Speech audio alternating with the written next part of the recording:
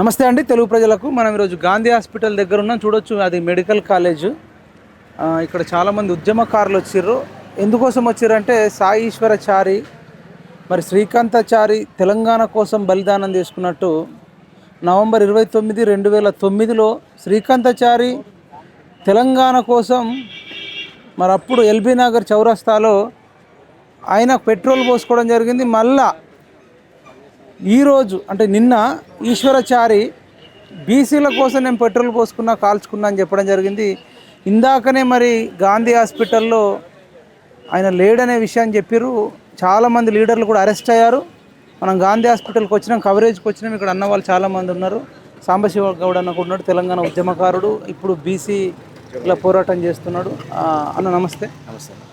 ఏందన్న చెప్పండి, అసలు ఏం జరిగింది? మరి మళ్ళా కొట్లాడి తెచ్చుకున్న తెలంగాణలో తెలంగాణ వస్తే మనకు అన్నీ వచ్చేస్తాయి, నీళ్లు, నిధులు, నియామకాలు, స్వేచ్ఛ, విద్య, వైద్యం అన్నీ చెప్పిన తర్వాత మళ్ళీ 12 ఏళ్ళ తర్వాత ఏందన్న ఇదంతా ఏమనిపిస్తుంది?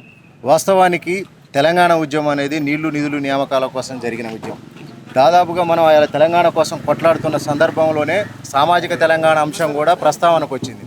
అయినప్పటికీ ఆ రోజు మనం ముందైతే భౌగోళిక తెలంగాణ రానిండి, ఆ తర్వాత సామాజిక తెలంగాణ గురించి మాట్లాడదామని చెప్పి భౌగోళిక తెలంగాణ కోసం యుద్ధం చేసి తెలంగాణ సాధించుకున్నాం. కానీ రాష్ట్రం సాధించుకొని దాదాపుగా 12 సంవత్సరాలు గడుస్తున్నప్పటికీ కూడా కనీసం సామాజిక తెలంగాణ గురించి మాట్లాడకపోగా, ఊసెత్తకపోగా ఇలా నిర్లక్ష్యం చేస్తున్న పరిస్థితి మనం చూస్తున్నాం. దాదాపుగా స్వాతంత్రం సాధించి 78 సంవత్సరాలు అవుతున్నది. అయినప్పటికీ కూడా మన తాత ముత్తాతల కానించి, మన తండ్రుల కానించి కూడా బీసీలకు రిజర్వేషన్లు వస్తాయని చెప్పి ఎదురు చూస్తున్నాం. కానీ ఎప్పుడు బీసీలను నిత్యం మోసం చేసుకుంటే బీసీలను ఒక ఓట్లేసే యంత్రాలుగా, ఓట్లేసే బిచ్చగాళ్ళ లెక్కనే చూస్తారు. కానీ వీళ్ళ అభివృద్ధి కానీ, హక్కులు కానీ, అవకాశాలు కానీ ఎక్కడ కూడా ఇచ్చిన పాపాన పోలేదు. నిజానికి ఇలా కాంగ్రెస్ పార్టీ ఎలక్షన్ల ముందర కామారెడ్డి డిక్లరేషన్లో భాగంగా 42% రిజర్వేషన్లు విద్యా, ఉద్యోగ, స్థానిక సంస్థలు ఇస్తామని చెప్పి మేనిఫెస్టోలో పెట్టడం జరిగింది. దానిలో భాగంగానే ఇలా బీసీలు కూడా నమ్మి ఓట్లు వేయడం వల్ల కాంగ్రెస్ పార్టీ అధికారంలోకి రావడం జరిగింది. దానివల్ల ఇవాళ కాంగ్రెస్ పార్టీకి రిజర్వేషన్లు అనేది తప్పనిసరిగా ఇవ్వాల్సిన పరిస్థితి ఏర్పడ్డ క్రమంలో ఇవాళ జీవో నెంబర్ 9 తీసుకొచ్చి రిజర్వేషన్లు ఇస్తామని చెప్పారు. కానీ ఆ బిల్లు తీసుకుపోయి గవర్నర్ దగ్గర పెడితే ఆ బిల్లు అట్నే ఉండిపోయింది. రాష్ట్రపతి దగ్గర తీసుకుపోతే ఆ బిల్లు కూడా అట్నే ఉండిపోయింది. ఢిల్లీలో ధర్నాలు, దీక్షలు అన్ని చేసి అయినప్పటికీ కూడా ఏమీ నెరవేరలే. ఇప్పుడు హడావుడిగా ఇలా ఒక సాగు చూపిస్తున్నారు.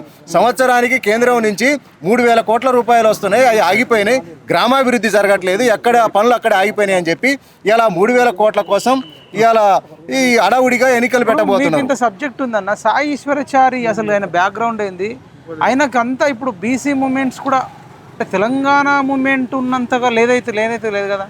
అప్పుడంటే శ్రీకాంతాచారి, కేసీఆర్ ఒక పెద్ద అమర నిరాహార దీక్ష అనడము, సబ్బండ వర్గాలు అప్పటికే తెలంగాణ ఉద్యమంలో పాల్గొనడము, కేసీఆర్ చచ్చుడో తెలంగాణ వచ్చుడో ఇట్లాంటి నినాదాలు ఉండే. అంత ఉద్రిక్త పరిస్థితులు ఉండి ఇప్పుడు అంతా ఏం లేవు కదా. అసలు సాయి ఈశ్వరచారి గురించి ఏం చెప్తారు? ఆయన గురించి ఏం తెలుసు? వాస్తవానికి తెలంగాణ ఉద్యమాలు ఇలా ప్రేరేపితమై హరీష్ రావు కిరసనాయలు ఏదో పోసుకుంటూ దానికి ఉద్వేగానికి లోనై శ్రీకాంతాచారి అలా ఆత్మ బలిదానం చేసిండు. అది నిన్నగాక మొన్ననే నవంబర్ 29వ తారీఖు ఆయన ఎల్బీ నగర్ వద్ద పెట్రోల్ పోసుకొని ఇచ్చి కావడం వల్ల తర్వాత 3 రోజుల తర్వాత చనిపోయింది. మొన్ననే జరగటం వల్ల సాయి ఈశ్వరచారి కూడా బీసీలకు రిజర్వేషన్లు రావాలనంటే శ్రీకాంతాచారి ఏ విధంగానైతే ఆత్మ బలిదానం చేసిండో ఆ విధంగా ఆత్మ బలిదానం చేస్తే బీసీలకు రిజర్వేషన్లు ఇస్తామని చెప్పి ఒక ఉద్వేగానికి లోను కావడం వల్ల ఇలా ఆత్మ బలిదానం చేసిన పరిస్థితి కనపడుతున్నది. ఇలా మేము ఒకటే చెప్తున్నాం, ఇప్పుడు తెలంగాణ ఇలా నష్టపోయేది, త్యాగాలు చేసి ఆత్మ బలిదానాలు చేసేది అంతా కూడా బీసీ, ఎస్సీ, ఎస్టీ, మైనార్టీ బిడ్డలే. ఏ అగ్రకుల అగ్రవర్ణ సంబంధించిన బిడ్డలు ఎవరు కూడా చేసుకోలే. కానీ త్యాగాలేమో మాయనే, భోగాలు వాళ్ళ అవుతున్నాయి. కాబట్టి ఖచ్చితంగా బీసీలకు రిజర్వేషన్లు ఇవ్వాలి. బీసీలకు రిజర్వేషన్ ఇవ్వాలి కానీ అన్న, ఇప్పుడు ఒక ఉద్యమాలు చేస్తున్నప్పుడు ఒక 5 నిమిషాలు కొన్ని ఏళ్ళ ముందో ఎన్నుకొని అవుతుంది. కానీ ఇప్పుడు యువతకి ఏం చెప్తారు? ఇట్లా చచ్చిపోతే అసలు ఏం లాభం అన్న? ఇప్పుడు నీకు ఎంత రిజర్వేషన్ ఇస్తే మనిషి లేనప్పుడు అది తింటావా? వాస్తవంగా మేము యువతకు కూడా ఒకటే పిలుపునిస్తున్నాం. తెలంగాణ ఉద్యమంలో మా కళ్ళ ముందల్ని శ్రీకాంతాచారి, యాదయ్య, ఇలా చాలా మంది విద్యార్థులు, వేణుగోపాల్ రెడ్డి, సాయి కుమార్, మేగడ సాయి కుమార్, పోలీస్ కృష్ణన్న, ఇట్లా చాలా మంది ఆత్మ బలిదానాలు చేసుకున్నారు. కుటుంబాలు ఎలాంటి పరిస్థితుల్లో ఉన్నాయో ఒకసారి చూడండి. ఎందుకంటే యువత జీవితం అనేది ఒకసారి ఉంటుంది అవకాశం బతకడానికి. ఒక విలువైన జీవితాన్ని మీరు ఆత్మ బలిదానాలు చేసుకోవటం వల్ల అంటే సాధించలేము. కానీ పోరాటాలు చేసి మటుకు బతికి సాధించుకోవడానికి అవకాశం ఉంది. కాబట్టి బతికి పోరాడదాం, బీసీ రిజర్వేషన్లో బతికి సాధించుకుందాం, యువత ఆ దిశగా పోవద్దని చెప్పి పిలుపునిస్తున్నాం. మీరు చెప్పిన జగన్ అన్న, ఇప్పుడు సరే బీసీలకు అన్యాయంగా జరుగుతున్న విషయం అందరికీ తెలిసిందే, కానీ ఏ రాష్ట్రంలో లేని ఆత్మహత్యలు ఈ తెలంగాణలోనే ఉంటాయింది. అది తెలంగాణ ఉద్యమం కావచ్చు, అది బీసీ ఉద్యమం కావచ్చు, లేదంటే ఎస్సీ వర్గీకరణ కావచ్చు. అసలు వేరే రాష్ట్రాలలో పెద్ద టాపిక్సే ఉండవు. అంటే ఈరోజు చాలా బాధాకరమైనటువంటి ఈరోజు ఉస్మానియా యూనివర్సిటీ జేఎస్ఏ కాదు, ఉస్మానియా యూనివర్సిటీ జేఎస్ఏ కాదు, మొత్తం యావత్ బీసీ లోకం అంతా కూడా చాలా సంఘటన చోటు చేసుకుంది. చాలా మంది కూడా చాలా ఆవేదన వ్యక్తం చేస్తూ ఉన్నారు. సోదరుడు సాయి ఈశ్వరు చారి కూడా మారుమూల ప్రాంతము, సంగారెడ్డి జిల్లా పోచారం విలేజ్, మన పుల్కల్ మండల్ అని ఒక మండలంలో పోచారం విలేజ్ మారుమూల ప్రాంతము. అతని కుటుంబ నేపథ్యం 2 ఆడపిల్లలు, ఒక అబ్బాయి, వాళ్ళ భార్య ఇక్కడ హైదరాబాద్ జగద్గిరి గుట్టలో వాళ్ళు నివసించడము. అయితే ఈ బీసీ మూమెంట్స్ కానీ బీసీలకు సంబంధించినటువంటి దాన్ని కానీ చాలా కార్యక్రమాల్లో పాల్గొన్న తర్వాత ఈ బీసీలకు కూడా 42% రిజర్వేషన్ అని, తర్వాత చట్టసభలో బీసీల రిజర్వేషన్ అని ఒక కాన్సెప్ట్ మీద బాగా థింక్ చేసి స్ట్రెస్కు లోనయ్యి ఏ విధంగా అయినా సరే మనం బీసీలకు సంబంధించి ఏదైనా ఒకటి చేయాలని చెప్పేసి తమ్ముడు ఆత్మహత్య చేసుకోవడం జరిగింది. మేము విద్యార్థి జేఏసీ ద్వారా కూడా మేము విజ్ఞప్తి చేస్తూ ఉన్నాం, అంటే చేతులు జోడించి వాళ్ళందరికీ కూడా రిక్వెస్ట్ చేస్తూ ఉన్నాం, ఎవరైనా సరే ఆత్మహత్య చేసుకోవడం అనేది అది చాలా తప్పు. అది మనం ఏదైనా బ్రతుకుండి సాధించాలే తప్ప ఈ ఆత్మహత్యల ద్వారా, తర్వాత ఎవరో ప్రేరేపించిన మాటల ద్వారా, ఎవరో మన కళ్ళబొల్లి మాటలు చెప్పడం ద్వారా కానీ ఇట్లా ఎవరు కూడా నమ్మదు. అవసరమైతే మనము స్థానిక సంస్థల ఎన్నికలలో ఇలా 42% రిజర్వేషన్ ఇచ్చినా ఒరిగేది ఏం లేదు. మనకు కావాల్సింది ఏంది, ఎంపీటీసీలకు 42% ఇచ్చినా ఒరిగేది ఏం లేదు, జెడ్పీటీసీలకు ఇచ్చినా ఒరిగేది ఏం లేదు. అంతిమ లక్ష్యం మనకు కావాల్సింది ఏంటంటే చట్టసభలలో 42% రిజర్వేషన్ కావాలి, జనాభా దామాష ప్రకారం కావాలని మెయిన్ ఎజెండా. అది మీ విద్యార్థి చేసి ఆల్రెడీ అన్న పోయిన సరే సర్పంచులు ఒక 20-30 మంది చనిపోయినారు, మళ్ళీ మనం దాంట్లోనే రిజర్వేషన్ కోరుతున్నాం. అంటే మనకి ఇప్పుడు సర్పంచ్, ఎంపీటీసీ, జడ్పీటీసీలు ముఖ్యమా? మీరు ఒకవేళ కొట్లాడిన ఎమ్మెల్యేల కోసం, ఎంపీల కోసం కొట్లాడినా అదొక అర్థం ఉంటుంది, కానీ దీనికోసం యువకులు అన్యాయంగా చచ్చిపోవడాన్ని మీరు మరి ఇది కొన్ని మీడియా ఛానళ్ళు కావచ్చు, కొన్ని ఆంధ్ర మీడియా ఛానళ్ళు కావచ్చు, ఈ పెట్టుబడిదారు వ్యవస్థలు ఉన్నటువంటి కొన్ని అగ్రవర్ణ కులాలకు సంబంధించినటువంటి వాళ్ళు కూడా ఈ మీడియా ఛానళ్ళలో ఎక్కువ ప్రభావితం, స్థానిక ఎన్నికలలో 42% అని వాళ్ళు రోజుకి బాగా అడ్వర్టైజ్ చేయడం వల్ల జనాల లోపల 42% స్థానిక ఎన్నికలలోనే అనే కాన్సెప్ట్ పోయింది తప్ప ఇది చట్టసభలలో 42% రావాలి, లేకపోతే పార్లమెంట్లో రావాలి అని చెప్పేసి, జనాభా దామాష ప్రకారం రావాలని చెప్పేసి వాళ్ళు చూపిస్తలేరు. ఇప్పుడు 1 మినిట్ చెప్పండి. ఇప్పుడు బీసీలకు జరుగుతున్న అన్యాయాలు అన్నీ తెలిసిన విషయాలే, బట్ ఇప్పుడు ఈ చనిపోవడాన్ని అడ్డుకోవాలంటే ఏం చేయాలి? ఇప్పుడు వాళ్ళు చనిపోయిన తర్వాత రేపు బీసీలకు ఎంత రిజర్వేషన్ వచ్చినా వాళ్ళ ప్రాణాలు అయితే మళ్ళీ రావు కదా. చాలా బాధాకర విషయం. యావత్ తెలంగాణ ప్రజలు కానీ బీసీలందరూ కూడా శోక సముద్రంలో మునుగుతున్నారు. ఏ ఒక్క బీసీ బిడ్డ కూడా చావు చేసుకోవద్దు. తెలంగాణ ఉద్యమంలో అమరులు 12 మంది అమరులయ్యి సాధించింది ఏం లేదు. తెలంగాణ రాష్ట్రం వచ్చింది ఒకరికి, అనుభవించింది మరొకరు. తెలంగాణ అనేది ఎలా సాధించినామో సామాజిక తెలంగాణ కూడా అందరం కలిసికట్లు పోరాడి తెలంగాణ సాధించాలి తప్ప మనం సచ్చి సాధించలేదు. మన తల్లిదండ్రులకు, అదేవిధంగా మనపై ఆధారపడిన కుటుంబాలకు మనం బరువుగా బాధ పెట్టి మనం చేయడం కరెక్టు. బతికించి సాధించాలనేది ప్రధానంగా. 1-2 మినిట్స్లో ఇప్పుడు ఏదైనా ఎప్పుడు అసమానతలు కొనసాగుతూనే ఉంటాయి భూమి పుట్టినప్పటి నుంచి ఇప్పటి వరకు, కానీ మధ్యలో కొంత టైం పడుతుంది కదా దేనికైనా. వీళ్ళు తొందరపాటు ఇట్లా చనిపోతే అలా కుటుంబ పరిస్థితి ఏంది? ఆల్రెడీ 3 పిల్లలట. అసలు భార్య భర్త పని చేస్తేనే పిల్లల్ని పోషించడం కష్టమవుతుంది.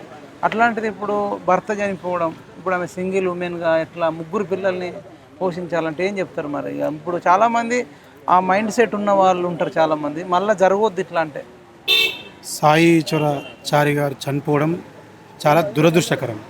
ఎందుకంటే మన లక్ష్యం ఏంటంటే బీసీలకు రిజర్వేషన్లు రావాలి చట్టసభల్లో అని చెప్పి మనం మాట్లాడుతున్నాం. అది కొట్లాడి సాధించాలి తప్ప మనము ఇప్పుడు మనం చనిపోతే మనలా కనిపించినటువంటి తల్లిదండ్రులకు ఒక దుఃఖాన్ని మిగిల్చున్నాం అవుతాం. అదేవిధంగా ఈరోజు సాయి చనిపోవడం అనేది వాళ్ళ చేసుకున్న భార్య కానీ పిల్లలు కానీ ఈరోజు అనాథలైపోయే పరిస్థితి ఉన్నది. ఎందుకంటే తెలంగాణ ఉద్యమంలో బడుగు బలహీన వర్గాలు, పేద వర్గాలు చాలామంది చనిపోతే గత కేసీఆర్ ప్రభుత్వం మోసం చేసినటువంటి చరిత్ర మన కళ్ళ ముందు చూస్తూ ఉన్నాం. ప్రభుత్వాలు, పార్టీలు వస్తుంటాయి, పోతుంటాయి, కానీ మా నినాదం ఏంటంటే చట్టసభల్లో రిజర్వేషన్లు బీసీలకు రాజ్యాధికారం దిశగా ఇక్కడున్నటువంటి ప్రజా సంఘాలు కానీ ఒక రకంగా కాంగ్రెస్ పార్టీ కూడా ఆల్రెడీ అసెంబ్లీలో బిల్లు పాస్ చేసింది, కేంద్రం ముందు పెట్టింది. వాటిపైన ఒత్తిడి చేసి పోరాటం చేసి మనం సాధించుకున్నాం. కానీ ఈ విధంగా పిరికి పందంలాగా మనం చనిపోవడం అనేది చాలా దురదృష్టకరం, చాలా బాధాకరం. దయచేసి బీసీ ప్రజలకు, యువకులకు, సోదరులకు వేడుకునేది ఏంటంటే ఉస్మానియా యూనివర్సిటీ జేఏసీగా ఒక బీసీ నాయకుడిగా దయచేసి మీరు చనిపోవద్దు. జగనన్నతో ఇట్లా మాట్లాడినప్పుడు మేము స్థానిక సంస్థలలో 42% ఇచ్చిన ఇప్పుడు ఈయన యునానమస్గా సర్పంచ్ చేసిన ఆయన నీతిపరుడు అయితే బతకలేడు, అవినీతిపరుడు అయితే మాత్రమే బతికే ఛాన్స్ ఉంది. 5,000 రూపాయల జీతంతోనే ఏ సర్పంచ్ బతికే పరిస్థితి లేదు. 20-30 మంది సర్పంచులు కూడా సూసైడ్ చేసుకున్నారు. ఎంపీటీస్కి జడ్పీటీస్కి అసలు పవర్సే ఉండవు. ఆ ఎమ్మెల్యే క్యాండిడేటు మీరు మెయిన్ పర్సన్ ఉంటాడు, ఆయన కిందనే ఆయన ఇంకా ఇప్పుడు హుజూర్ నగర్ పోతే, ఇప్పుడు కొడంగల్ పోతే రేవంత్ రెడ్డి కింద వాళ్ళు ఎంతమంది సర్పంచులు ఉన్నా వాళ్ళ తిరుపతి రెడ్డిది, కొండల రెడ్డిది వీళ్ళదే నడుస్తుంది, కృష్ణారెడ్డిది. ఇటు పోతే హుజూర్ నగర్ పోయిన ఉత్తమ్ కుమార్ రెడ్డిది, కోదాడ పోతే పద్మావతి రెడ్డిది నడుస్తుందని ఈ సర్పంచులు ఏమిటి అంటే ఏముంటుంది అంటున్నా, నలిగిపించి ఇప్పుడు నలిపించుకోవడం తప్ప ఏముంది? కొట్లాడేదేదో ఎమ్మెల్యేల కోసం, ఎంపీల కోసం. నేనేమంటున్నా అంటే ఇప్పుడు ఎవరైతే పోటీలు చేస్తారో సర్పంచులు గతంలో ఉన్న వాళ్ళకు అప్పులు ఆత్మహత్యలు తప్ప ఏమి మిగలేదు. మరి ఇప్పుడు మనం ఎందుకు అడుగు మళ్ళీ 42% అడిగి అంటే గెలికి కొట్టి ఒక నాయకుడు కూడా అంటున్నాం, మేము కూడా ఏమంటున్నాం అంటే తొందరపడకుర్రి, ఇది ఒక మోసం, ఒక కుట్ర ఏం లేదు. ఈడ కేవలము కేంద్ర ప్రభుత్వం నుంచి వచ్చే 3,000 కోట్ల రూపాయలు పోతాయి. ఆ 3,000 కోట్లు వస్తే మా జేబులు నింతాయి. కేవలం అగ్రవర్ణాల ప్యాకెట్లే నింతాయి. కాంట్రాక్టర్ వాళ్ళే, పెట్టుబడిదారు వాళ్ళే, పెత్తందారు వాళ్ళే. కాబట్టి ఆ 3,000 కోట్ల రూపాయలను దోచుకోవడం కోసమే హరిబరిగా గతంలో 27% రిజర్వేషన్లు ఉండే, ఒక పెద్ద మనిషి దాన్ని తగ్గించి 22 తెచ్చిండు. ఇప్పుడు ఈయన తగ్గించి 17 తెచ్చిండు.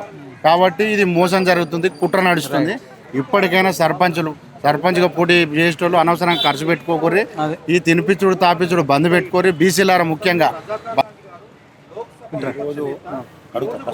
చెప్పండి. అంటే ఈ సాయి ఈశ్వరాచార్యకి ఎట్లా ఇస్తారు మరి? ఇట్లా ఇప్పుడు ఎందుకు ఇప్పుడు ఆ స్థానిక సంస్థలలో సర్పంచ్లయ్యే చచ్చిపోతున్నారు, దానికోసం మళ్ళీ మనోళ్ళు ఎందుకు చచ్చిపోవాలనేది మా క్వశ్చన్. ముందుగా రాష్ట్రంలో ఉన్న బీసీల పక్షాన అందరి తరపున సాయి ఈశ్వర్ ఆత్మకి శాంతి చేకూరాలని చెప్పేసి పిఎంఆర్ ఛానల్ తరపున కూడా సాయి ఈశ్వర్ ఆత్మకి శాంతి జరగాలని చెప్పేసి మనస్ఫూర్తిగా కోరుకుంటూ, మనం కొట్లాడేది ఒక గతి స్తంభాన్ని ఢీకొట్టడానికి కొట్లాడాలి కానీ చిన్న చిన్న స్తంభాలను కొట్టడానికి ఢీకొట్టదు. ఇప్పుడు కూడా ఈ యొక్క స్థానిక సంస్థల ఎలక్షన్ల కోసమో లేకపోతే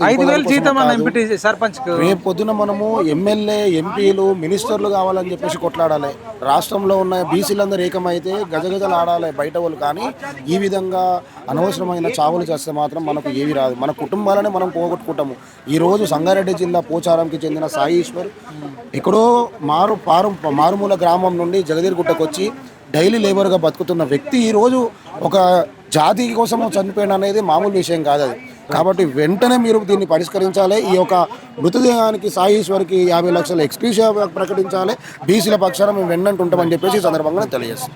చెప్పండి, మీరేం చెప్తారు? ముందుగా మేమైతే సాయి ఈశ్వరాచారి కుటుంబానికి ప్రగాఢ సానుభూతిని వెలిబుచ్చుతూ ఆ కుటుంబానికి మనోధైర్యాన్ని ఇవ్వాలి. ఆ కుటుంబాన్ని ప్రభుత్వం కానీ, బీసీ సంఘాలు కానీ, బీసీ నాయకులు కానీ, పెద్ద పెద్ద లీడర్లు అందరూ, ప్రభుత్వంలో ఉన్నవాళ్ళు, ప్రతిపక్షంలో ఉన్న వాళ్ళందరూ కూడా ఆ కుటుంబాన్ని ఆదుకోవాలని మనస్ఫూర్తిగా కోరుకుంటూ, ఇది ముమ్మాటికి కాంగ్రెస్ పార్టీ హత్యగా భావిస్తున్నాం మేము.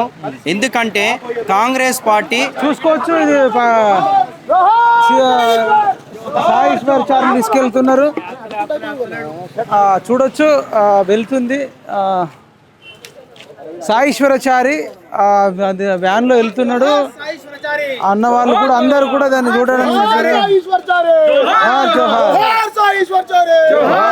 రేవంత్ రెడ్డి గారు నిన్న కాక మొన్న మీరు తెలంగాణకి ఆహ్వానించడానికి మోడీని కలిసిరు కదా, మీరు అదే 42% రిజర్వేషన్ల కోసం అఖిలపక్షాన్ని తీసుకున్న మోడీని ఎందుకు కలవలేదని నేను అడుగుతున్నా. రైట్, నీకు చిత్తశుద్ధి ఉండాలి కదా. నువ్వు 100% ఇవాళ సాయి ఈశ్వరాచారిది ఈ ప్రభుత్వ కుట్రనే, ఈ ప్రభుత్వ కుట్రలో భాగంగానే తను చనిపోయినాడు. ఎందుకంటే పాత పద్ధతులలో 25% రిజర్వేషన్లతోటి మేము ముందుకు పోతామని అన్నారు, మళ్ళీ 17% ఇచ్చారు. పార్టీ పరంగా మేము రిజర్వేషన్లు ఇస్తామంటారు. పార్టీ గుర్తులే లేవు కదా సర్పంచ్ ఎన్నికలకి. నువ్వు పార్టీ పరంగా ఇచ్చేది ఏందా బొచ్చు? నువ్వు ఏమి ఇస్తావని? నువ్వు ఏమి ఇచ్చేదేం లేదు. మాకు కావాల్సింది 9th షెడ్యూల్లో పెట్టాలి, పార్లమెంట్లో బిల్లు పాస్ కావాలి, విద్యా, ఉద్యోగ, రాజకీయ రంగాల్లో, చట్టసభలలో 42% రిజర్వేషన్లు కావాలి. బీసీలని తడిబట్టతోటి గొంతు కోస్తా ఉన్నావు. ఇంకొకసారి ఇట్లా చేయొద్దు. ఖబర్దార్ రేవంత్ రెడ్డి. బీసీ సమాజం కూడా మేల్కొంటున్నది. 100% చెప్తా ఉన్నాం. తెలంగాణ ఉద్యమం తరహాలోనే బీసీ ఉద్యమం కూడా వస్తుంది. నేను మనస్ఫూర్తిగా కోరుతా ఉన్నాను. జోహార్ సాయి ఈశ్వరాచారి. రైట్. డిపార్ట్మెంట్ వాళ్ళు కూడా చాలా వెళ్తూనే ఉన్నారు. ఇంకా అన్న అడ్వకేట్ శ్రీనివాస్ యాదవ్ అని వచ్చి అన్న నమస్తే అన్న.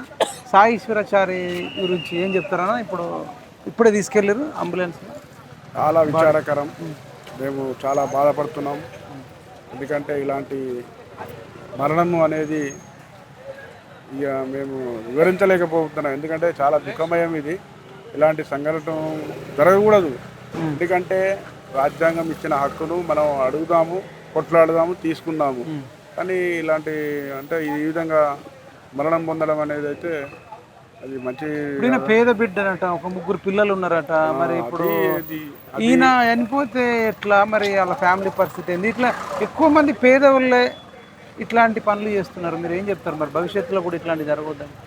పేదవాళ్ళు అంటే పేదవాళ్ళు తెలంగాణ ఉద్యమంలో కూడా 99% పేదవాళ్ళే చనిపోతారు. అది మీరు అన్న దాంట్లో తప్పేం లేదు. కాకపోతే ఏంటంటే పేదవాళ్ళు కూడా ఒక ఆలోచనతోటి ఒక ఏదో చేయాలనే తపనతోటి అంటే నిర్వీర్యం అయిపోయి మేమేం చేయలేమని నిస్సహాయ స్థితిలో పోయినప్పుడే ఇలాంటి సంఘటనలకు అంటే వాళ్ళు అంటే పురికొల్పుతారా ఏదని చెప్పలేము. కానీ వాళ్ళే ఒక నిర్ణయం తీసుకుంటారు. వాళ్ళు ఎవరు ఏం చెప్పినా చెప్పకున్నా మేము కూడా ఈ సమాజానికి ఏదో చేయాలనే తపనతోటి ఏం చేయలేని నిస్సహాయ స్థితి అనుకోండి. ఇది వాస్తవం చెప్పాలంటే.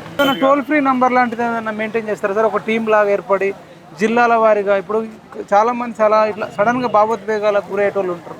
వాళ్ళకి సడన్గా ఒక నంబర్ లేకపోవడం వల్ల, ఎవరు కలవకపోవడం, ఎవరైనా మాట్లాడేటోళ్ళు లేకపోవడం వల్ల కూడా ఇట్లాంటివి జరిగే ఛాన్సెస్. ఎక్కడికక్కడ గవర్నమెంట్ వాళ్ళు ఖచ్చితంగా ఏర్పాటు చేసే ఉన్నారండి. ఇది మేము కొత్తగా ఏం చేసేది ఏం లేదు. ఆల్రెడీ గవర్నమెంట్ అంటే ఎక్కువైతే ఇప్పుడు బీసీలో రిలేటెడ్ అయితే ఇప్పుడైతే బీసీ వాళ్ళకు కూడా మేము అప్పీల్ చేస్తూ ఉన్నాం మీ ద్వారా. ఇలాంటి నిర్ణయం ఎవరు తీసుకోకూడదు. ఫ్యామిలీలను రోడ్డు మీద తీసుకురావద్దు. చెప్పండి సార్, మరి ఎట్లా ఇప్పుడు యువకులు చనిపోయిన తర్వాత 3 పిల్లలంట, మరి ఎట్లా చూస్తారు? మరి యువత మళ్ళీ భవిష్యత్తులో ఇట్లా చేసుకోవద్దంటే ఏం చేస్తారు? ఇప్పుడు ఉద్యమాలు అనేటివి కంటిన్యూ ప్రాసెస్, ఒకనాడు ఎందుకనో ముందు అయితే కదా. ఏంది ఇట్లా? ఈ రోజున నిన్న సాయి ఈశ్వరాచారి తీర్మాన మల్లన్న యొక్క ఆఫీస్ ముందు ఈరోజును పోసుకోవడం, ఈరోజు ఆయన చనిపోవడం చాలా దురదృష్టకరమైనటువంటి విషయం. ఎందుకంటే బీసీ బిడ్డలు చాలా యువకుడు ఆయన, 3 పిల్లలు కూడా పేదరికంలో నుండి వచ్చినటువంటి ఒక వ్యక్తి.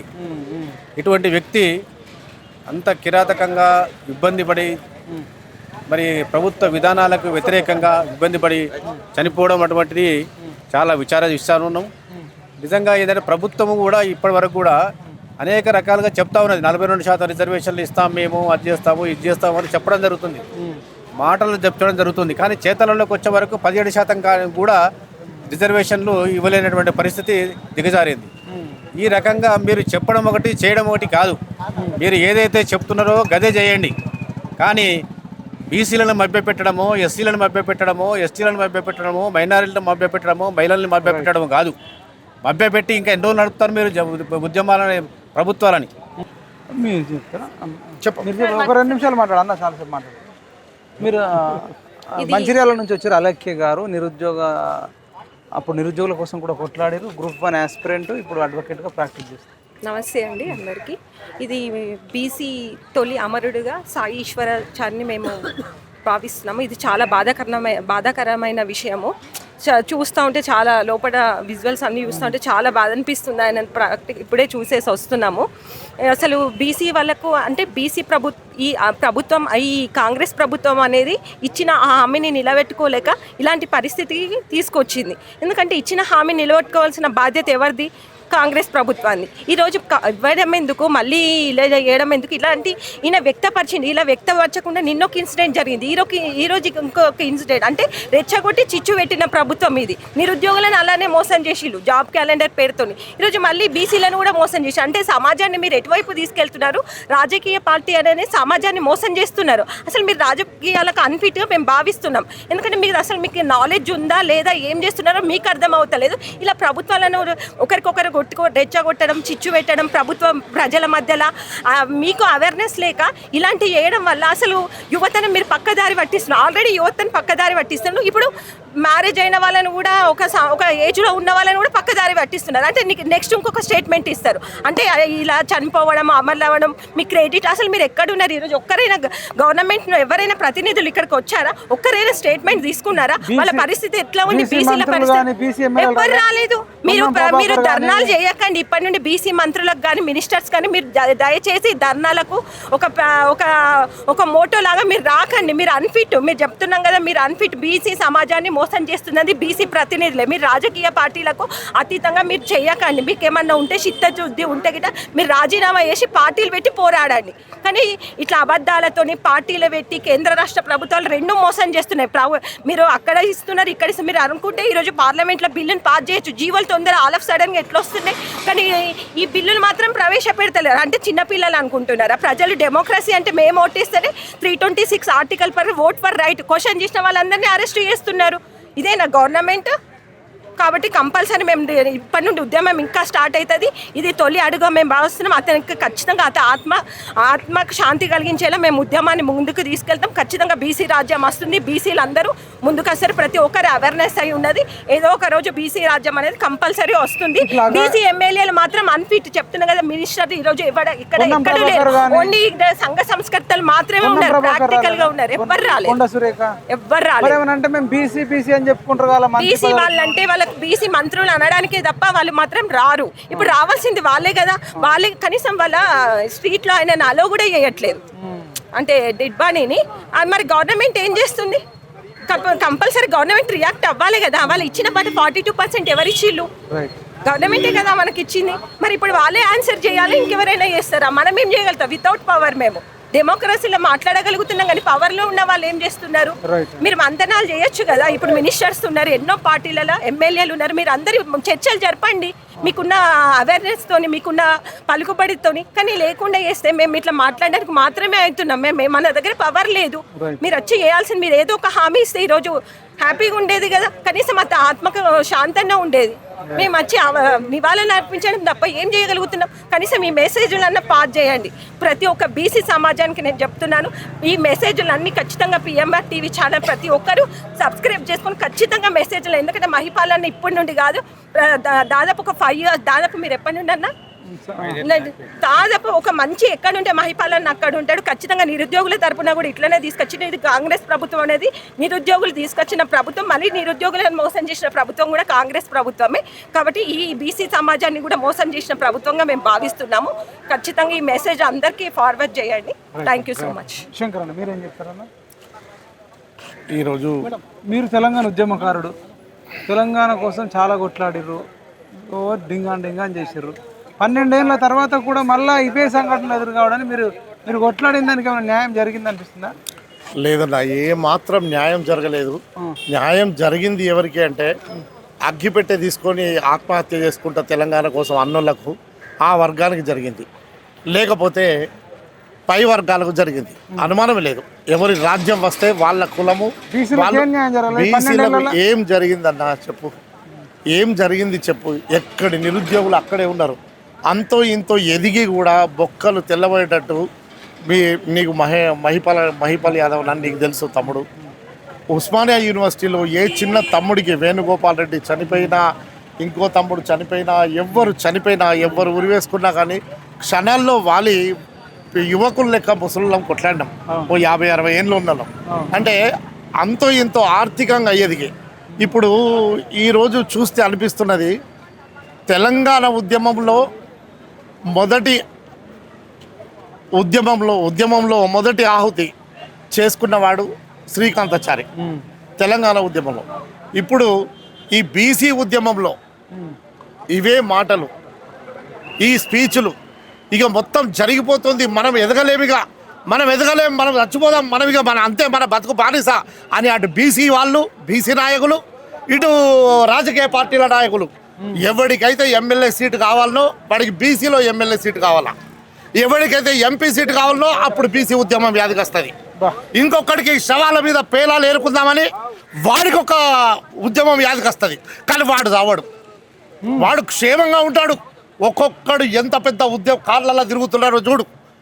బీసీ నాయకుల ఒకడు వినవా, ఆ రాజకీయ పార్టీలనే ఉంటాడు. అక్కడ బీజేపీలో రాజీనామా చేయడు, ఇక్కడ కాంగ్రెస్లో రాజీనామా చేయడు, అక్కడ ఇంకో పార్టీలో రాజీనామా చేయడు.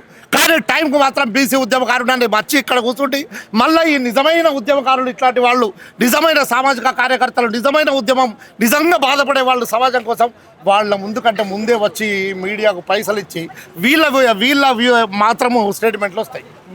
ఎందుకంటే అది వాళ్ళు నాయకులు రేపు కావాలి కాబట్టి. ఇక్కడికి వచ్చింది బీసీ ఉద్యమానికి మద్దతు చేసినామంటారు, అక్కడికి పోయి ఎస్సీ ఉద్యమానికి మద్దతు చేసినామంటారు, ఇంకో చోటికి పోయి ఇంకో ఉద్యమానికి మద్దతు చేసినామంటారు. కానీ యువకులారా ఒక్కటే చెబుతున్నా, చెప్పండి, ఏ రాజకీయ నాయకుడి వెంట, ఏ ఉద్యమకారుడి వెంట వెళ్ళకండి. మీ జీవితాలను త్యాగం చేసుకోకండి. అదే సమయాన్ని నేను సాయుధ విప్లవకారులకు కూడా చెప్పిన, అంటే వాళ్ళనైతే తప్పు పట్టే హక్కే లేదు మనకి ఇక. ఎందుకంటే ఇప్పుడు ఏమంటున్నాం మనం, ఇప్పుడు పెద్దన్న యాదగిరి అన్న అన్నాడు, ఏమన్నాడు, పోరాడి గెలుద్దాం. పోరాడేటన్నాను అది ఆ మార్గమే తప్పంటాం. నువ్వు మెల్లగా పోరాడి చూడు నిజాయితీగా.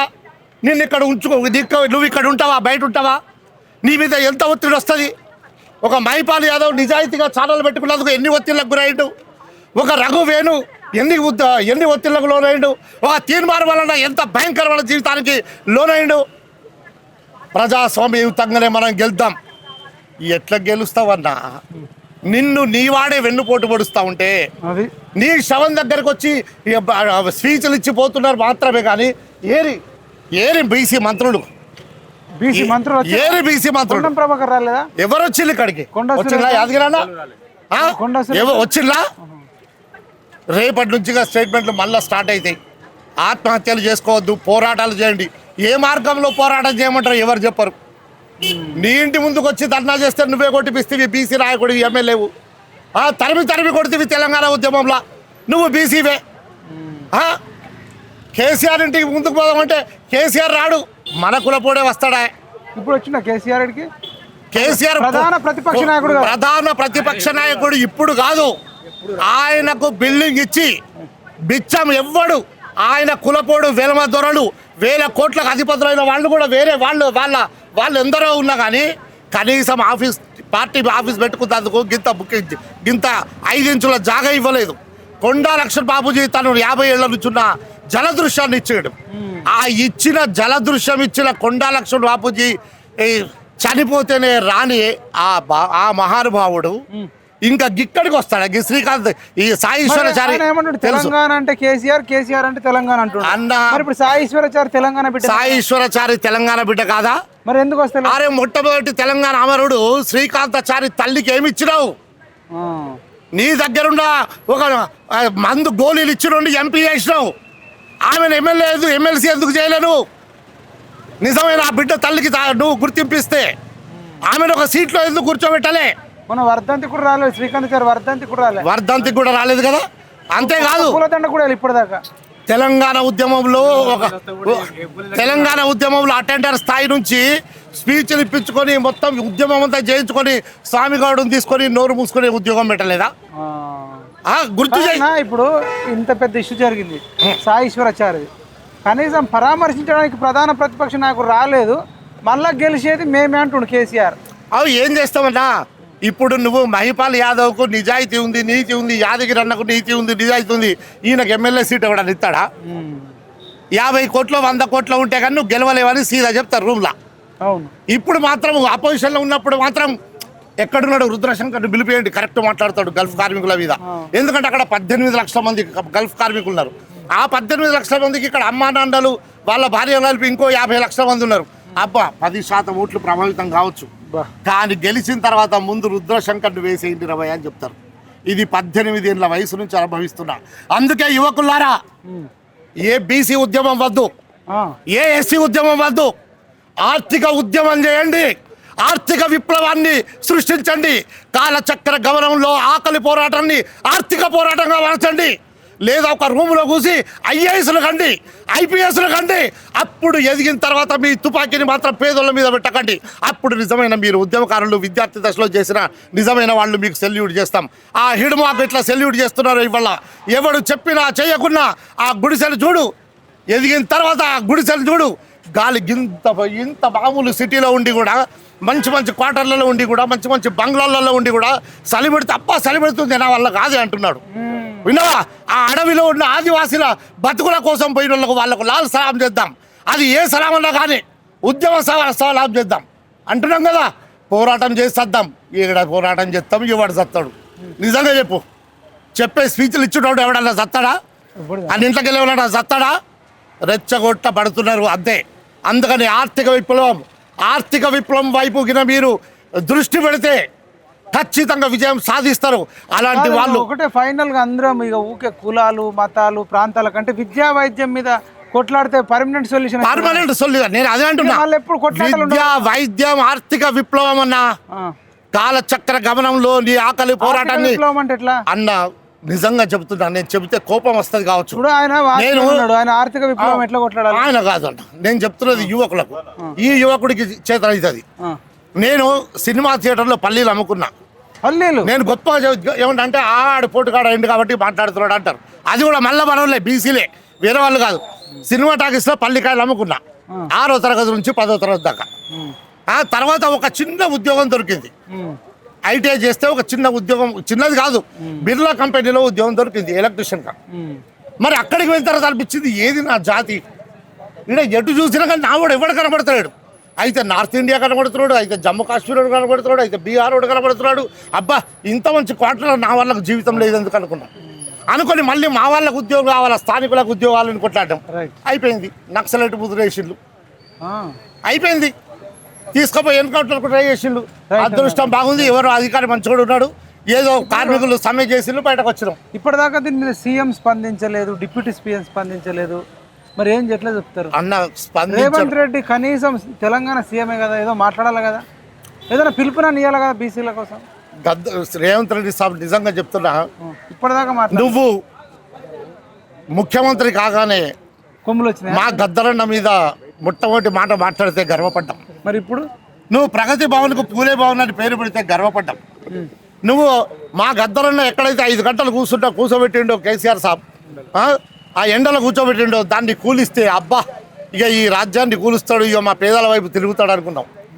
ఏదన్నా మొత్తం కొండలు తిరుపతి రెడ్డి ఇసుక దోపిడట, అదే బిజీలు ఉన్నారట. ఏందన్నా ఎవరు వచ్చినా కానీ రేవంత్ రెడ్డి ఇప్పుడు ఫుట్బాల్ ఆడినట్టు ఇసుక ఫుట్బాల్ ఆడుతున్నాడని చెప్తున్నా. కనీసం ఇప్పుడు బీసీ బిడ్డ ఇట్లా అయితే దూరం ఎందుకన్నా?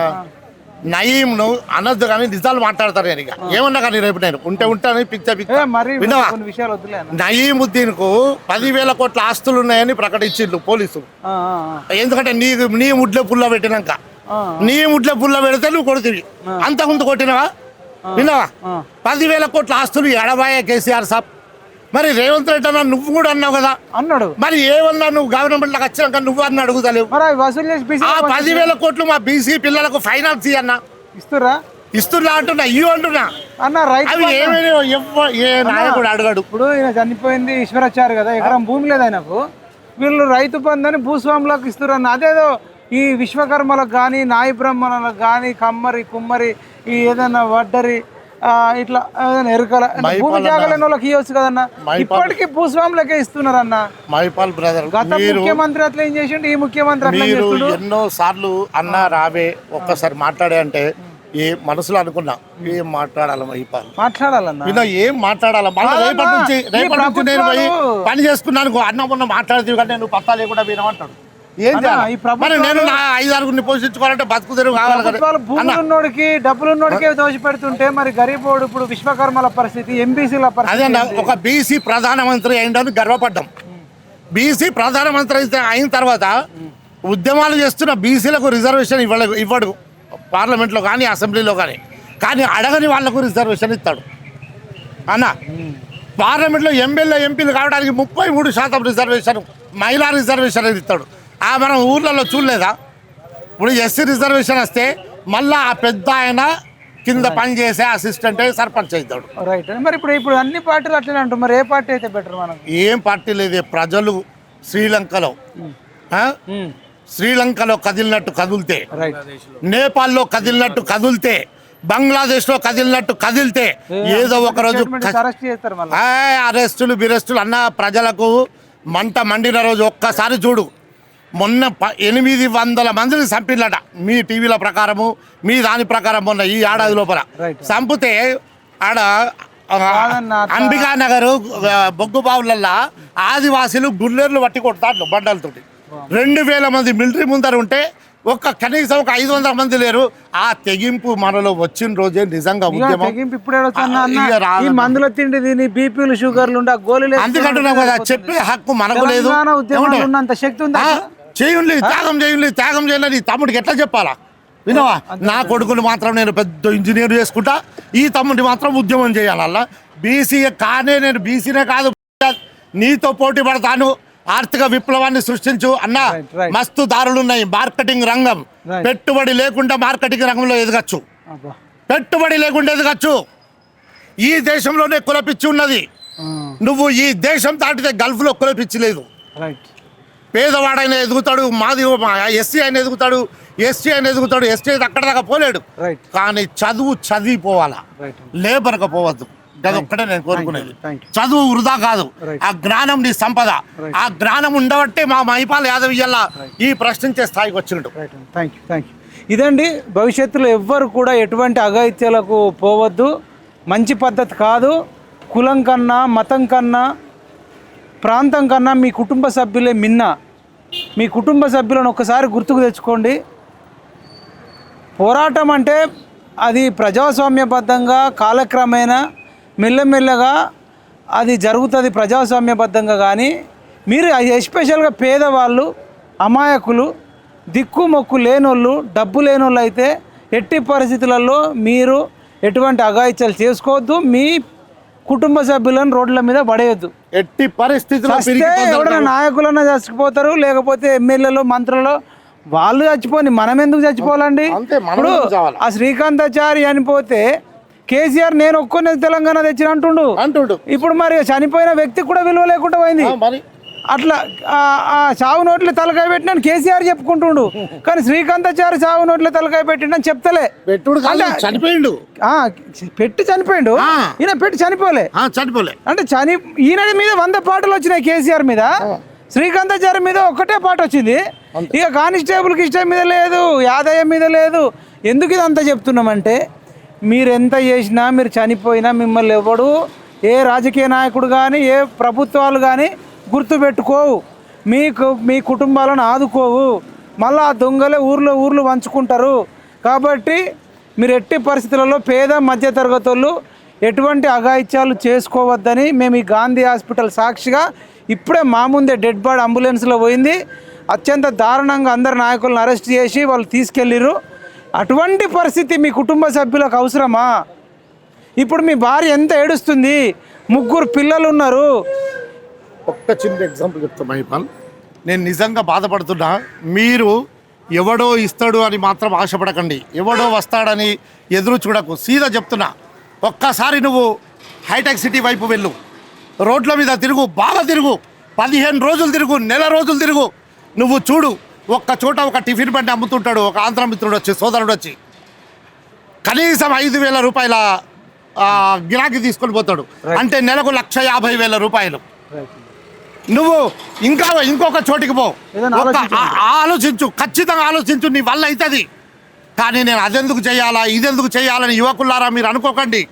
ఖచ్చితంగా ఆర్థిక విప్లవం ఎక్కడుంటుంది తెలుసా? నువ్వు ఎక్కడైతే మొదలు పెడతావో ఆ బండి దగ్గర నుంచి అది పెద్ద హోటల్ దాకపోతుంది. ఎస్పెషల్గా విద్యా వైద్యం కోసం మనం కొట్లాడితే ఈ భారతదేశానికి కాదు ప్రపంచానికి అది ఫైనల్ సొల్యూషన్.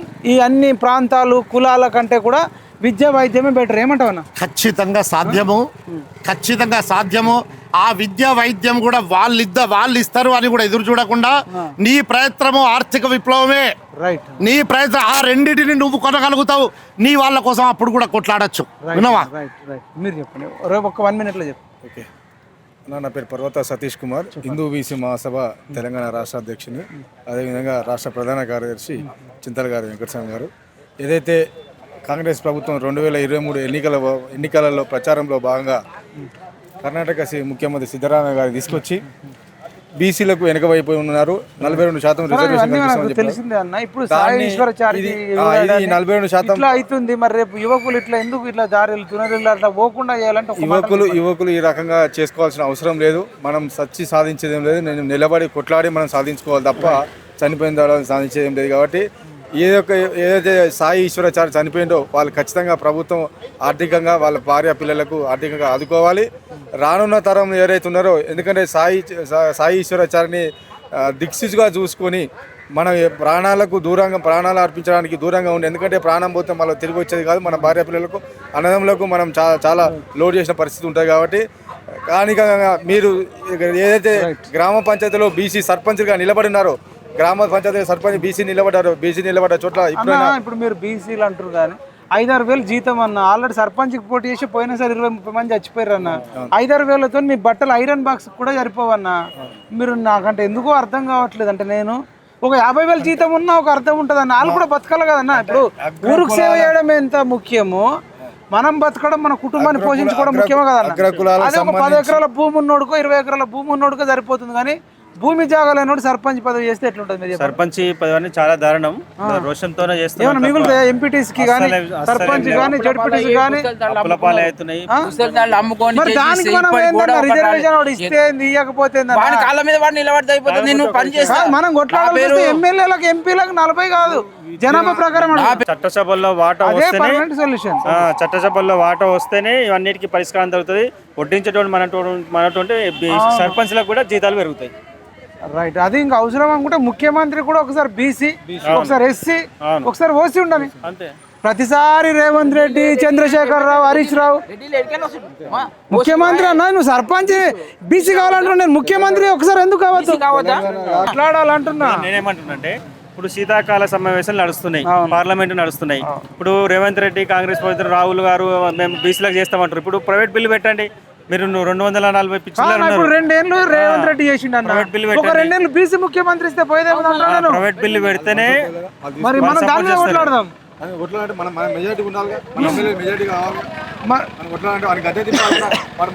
ఈ శీతాకాల సమావేశాల్లో పార్లమెంట్ లో బిల్లు పెట్టాలి.